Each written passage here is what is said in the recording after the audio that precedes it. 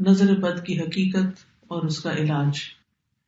سب سے پہلی بات تو یہ ہے کہ ہمارے دین نے جو ہمیں تعلیم دی ہے اس کی روشنی میں نظر لگ جاتی ہے، نظر کا لگنا برحق ہے۔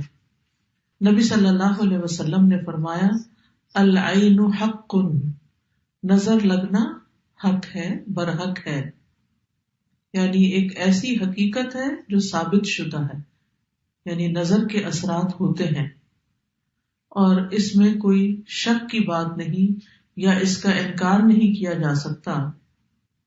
اور اس کی حقیقت یہ ہے کہ انسانی نظر کے اندر اللہ تعالیٰ نے ایک ایسی طاقت رکھ دی ہے کہ جو دوسرے پر جا کر اثر انداز ہوتی ہے اور اس سے بعض اوقات بیماری بھی لگ جاتی ہے۔ نظر بد کے بارے میں قرآن مجید سے جو بات ہمیں پتہ چلتی ہے وہ کچھ یوں ہے کہ یوسف علیہ السلام کے والد یعقوب علیہ السلام جو تھے، جب وہ اپنے سارے بیٹوں کو یوسف علیہ السلام کے پاس بھیج رہے تھے تو انہوں نے خاص طور پر انہیں ہدایت کی کہ سب ایک دروازے سے داخل نہ ہونا۔ سورۃ یوسف کی آیت نمبر 67 میں آتا ہے وَقَالَ يَا بَنِيَّ لَا تَدْخُلُوا مِن بَابٍ وَاحِدٍ وَادْخُلُوا مِنْ أَبْوَابٍ مُتَفَرِّقَةٍ وَمَا أُغْنِي عَنْكُم مِّنَ اللَّهِ مِن شَيْءٍ إِنِ الْحُكْمُ إِلَّا لِلَّهِ عَلَيْهِ تَوَكَّلْتُ وَعَلَيْهِ فَلْيَتَوَكَّلِ الْمُتَوَكِّلُونَ۔ یعقوب علیہ السلام نے کہا اے میرے بیٹو، ایک دروازے سے داخل نہ ہونا اور الگ الگ دروازوں سے داخل ہونا، اور میں تم سے اللہ کی طرف سے آنے والی کوئی چیز ہٹا نہیں سکتا، یعنی اگر تمہیں نظر لگ گئی تو میں تمہیں کچھ کام نہیں آ سکتا۔ حکم اللہ کے سوا کسی کا نہیں، اسی پر میں نے بھروسہ کیا اور اسی پر لازم ہے کہ بھروسہ کرنے والے بھروسہ کریں۔ تو چونکہ ان کے یہ 11 بیٹے تھے کہ جو سفر پر روانہ ہو رہے تھے اور سبھی جوان تھے، تو آپ خود سوچیں کہ کسی گھر سے 11 جوان بیٹے نکلے تو لازماً سب کی نگاہوں میں آئیں گے، کسی شہر میں داخل ہوں، شکلیں بھی ملتی جلتی ہوں اور صحت مند بھی ہوں، تو یہ دوسروں کے لیے ایک حیرت کی بات ہوتی ہے، تو جس سے انسان متاثر ہو سکتا ہے۔ نظر جو ہے اللہ کی تقدیر اور قضاء و قدر کے ساتھ کبھی کبھی قتل بھی کر دیتی ہے، کبھی بیمار کر دیتی ہے، کبھی دہشت زدہ کر دیتی ہے، کبھی کمزور کر دیتی ہے، کبھی کوئی چیز جلا دیتی ہے۔ تو ایسا کیسے ہوتا ہے؟ اصل میں انسان جب کسی کے اندر کوئی خوبی دیکھتا ہے تو اس کے اپنے اندر ایک جلن اور ایک کڑن اور ایک حسد کا جذبہ پیدا ہوتا ہے، تو یہ جو اندر کی جلن کڑن ہوتی ہے وہ نگاہوں سے دوسری طرف ٹرانسفر ہوتی ہے۔ جیسے کسی کے ساتھ محبت ہو تو وہ محبت بھی نگاہوں سے پتہ چلتی ہے، نفرت ہو تو وہ نفرت بھی۔ اسی طرح بچوں کو ڈراتے دھمکاتے ہیں تو بعض اوقات منہ سے کچھ نہیں بولتے، صرف آنکھیں دکھاتے ہیں، تو اس سے وہ بچے سمجھ جاتے ہیں، حالانکہ کیا آنکھ ہی ہے نا، کچھ کر تو نہیں رہی ہوتی، لیکن آنکھ کے اندر سے نکلنے والے جو اثرات ہوتے ہیں وہ دوسرے کے اوپر جا کر اثر کرتے ہیں۔ حدیث میں آتا ہے رسول اللہ صلی اللہ علیہ وسلم نے فرمایا اللہ کی قضاء و قدر کے بعد نظر بد ہی میری امت کے اکثر لوگوں کی موت کا سبب بنتی ہے، یعنی نظر لگتی ہے، بیمار ہوتے ہیں، مر جاتے ہیں، جانوروں کی موت کا باعث بھی بنتی ہے۔ رسول اللہ صلی اللہ علیہ وسلم نے فرمایا نظر بد آدمی کو قبر میں اور اونٹ کو ہانڈی میں پہنچا دیتی، یعنی اونٹ تڑپنے لگتا ہے اور اس کو پھر ذبح کر دیا جاتا ہے۔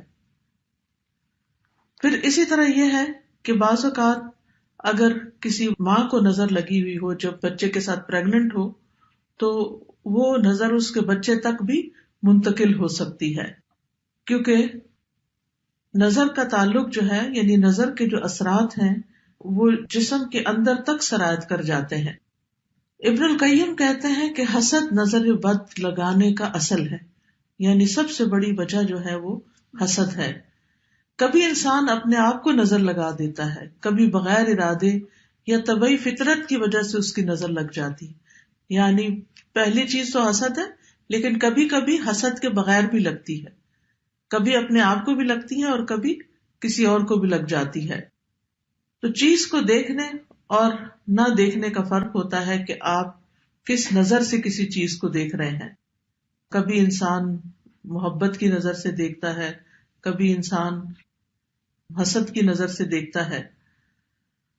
نظر بد کی دو بڑی قسمیں بتائی جاتی ہیں، ایک ہے انسانی نظر کا لگنا اور ایک ہے جنوں کی نظر کا لگنا.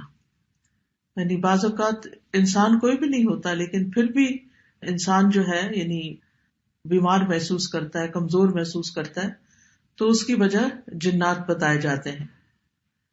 اور پھر وہ نظر جو ہوتی ہے وہ انسان کو بیمار کر دیتی ہے، جس کے پھر کچھ سمٹمز ہوتے ہیں. ام سلمہ رضی اللہ عنہا سے مروی ہے کہ نبی صلی اللہ علیہ وسلم نے ان کے گھر میں ایک لڑکی دیکھی جس کے چہرے پر کالے دھبے پڑ چکے تھے. تو آپ نے فرمایا کہ اس پر دم کرو کیونکہ اسے نظر بد لگ گئی ہے.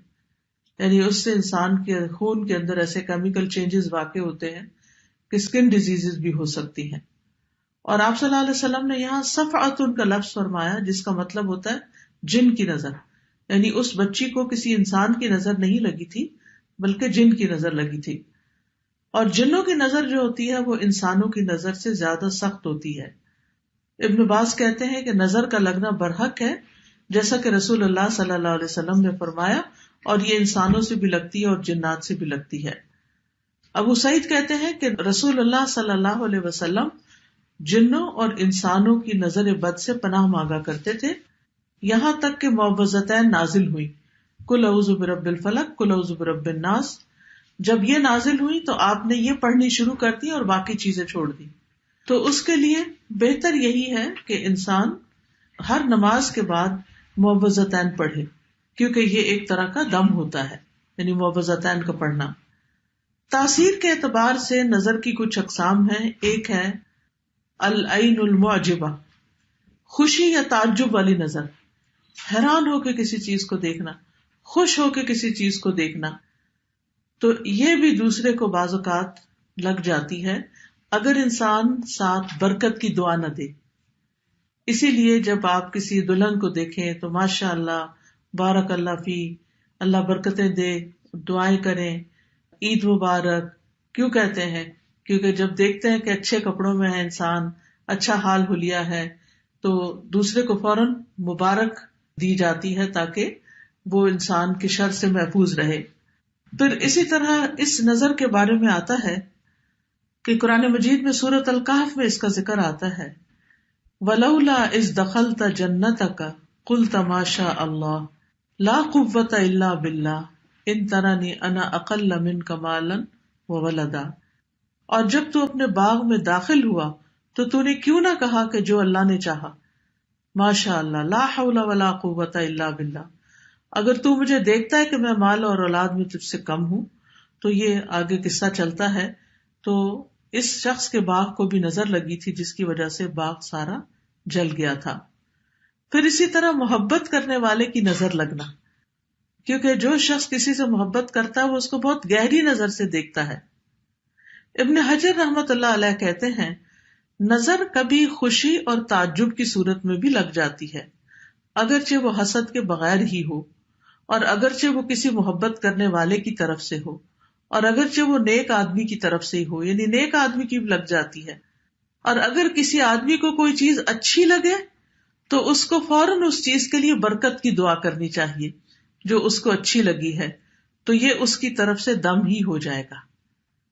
یعنی وہ دم بارک اللہ فیک کہنا جو ہے، اللہ کا نام لینا، ماشاء اللہ کہنا، یہ ایک طرح سے آپ دوسرے پہ دم کر رہے ہوتے ہیں، اور اس طرح دوسرا شخص شر سے محفوظ رہتا ہے. پھر ہے حسد کرنے والی نظر. قرآن مجید میں حسد کے بارے میں بھی آتا ہے، اور یہ نظر خبیث نفس سے نکلتی ہے، اور یہ شخص دوسرے کی نعمت کو ختم کرنا چاہتا ہے. وہ ایسی نگاہ سے، جیسے کہتے ہیں نا کھا جانے والی نگاہ سے دیکھتا ہے چیزوں کو، کہ جس سے اس کا مقصد یہ ہوتا ہے کہ اس شخص کو جو نعمت ملی ہے یہ اس سے دور چلی جائے. پھر اسی طرح بیمار کر دینے والی نظر، یہ وہ نظر ہے جو بیماری کی تاثیر کے ساتھ اثر انداز ہوتی ہے، اور اس کے نتیجے میں مختلف طرح کی بیماریاں لگ جاتی ہیں. ابو ذر رضی اللہ عنہ کہتے ہیں کہ رسول اللہ صلی اللہ علیہ وسلم نے فرمایا، بے شک نظر بد آدمی کو اللہ کے حکم سے دیوانہ کر دیتی، یعنی اگر اللہ کا اذن ہو جائے، جیسے اور جسمانی بیماریاں ہوتی ہیں تو وہ بعض جو ہے وہ ایک سے دوسرے سے تیسرے میں ٹرانسفر ہوتی رہتی ہیں اللہ کے اذن سے، تو اسی طرح یہ نظر بھی اور اس قسم کی بھی تکلیف دہ چیزیں جو ہیں وہ دوسرے تک پہنچتی ہیں.